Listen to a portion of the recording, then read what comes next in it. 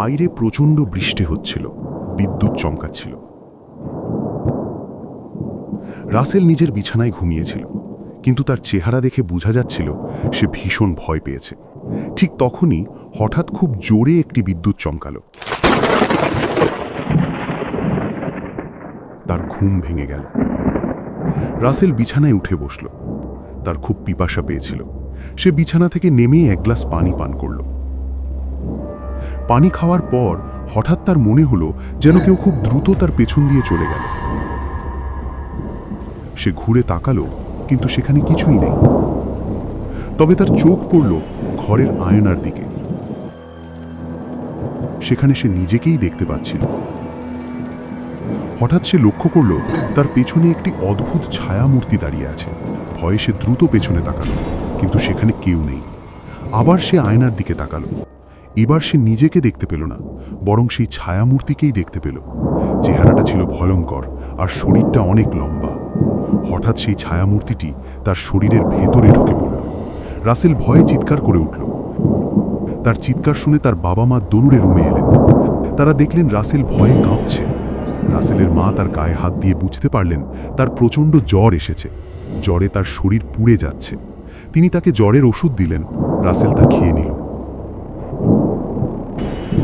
তারপর সে আবার বিছানায় শুয়ে ঘুমিয়ে পড়ল।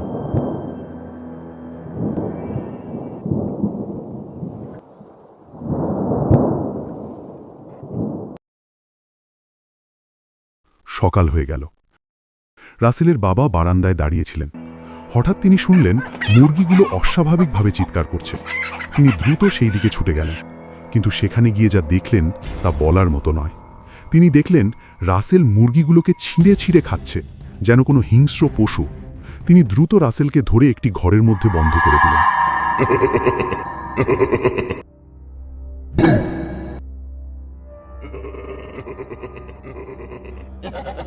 তখনই তিনি বুঝলেন বিষয়টি সাধারণ নয়। তিনি সঙ্গে সঙ্গে মসজিদের ইমাম সাহেবকে ফোন করলেন। ইমাম সাহেব একজন ভালো মনের মানুষ। ফোন পেয়ে তিনি আর দেরি করলেন না, দ্রুত তাদের বাড়িতে চলে এলেন। বাড়িতে ঢুকতেই ভেতর থেকে চিৎকারের শব্দ শোনা যাচ্ছিল। রাসেলের মা ইমাম সাহেবকে দেখে অন্য রুমে চলে গেলেন। রাসেলের বাবা এসে সব ঘটনা খুলে বললেন। ইমাম সাহেব সেই ঘরে ঢুকে দেখলেন রাসেলের চোখ দুটো লাল হয়ে গেছে। তিনি হাতে কিছু পানি নিয়ে তাতে ফুঁ দিলেন। তারপর সেই পানি রাসেলের গায়ে ছিটিয়ে দিলেন। সঙ্গে সঙ্গে রাসেল চিৎকার করে অজ্ঞান হয়ে পড়ল। কিছুক্ষণ পর যখন রাসেলের জ্ঞান ফিরল, ইমাম সাহেব তাকে জিজ্ঞাসা করলেন, তোমার সাথে কি হয়েছিল? রাসেল প্রথমেই ভয়ে কেঁদে ফেলল। তারপর সব খুলে বলল।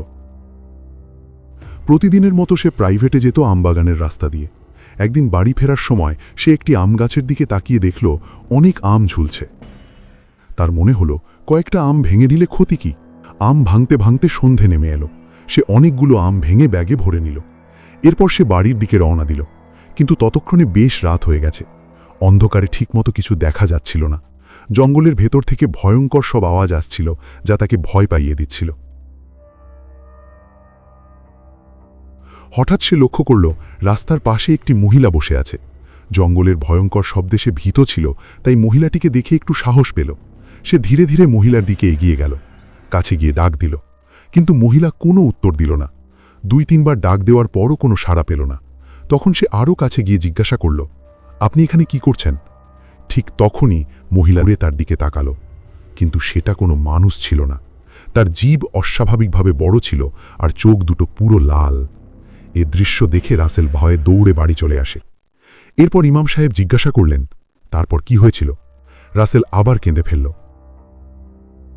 সে বলল, যেদিন বৃষ্টি হচ্ছিল সেদিন রাতেই তার ঘুম ভেঙে যায়।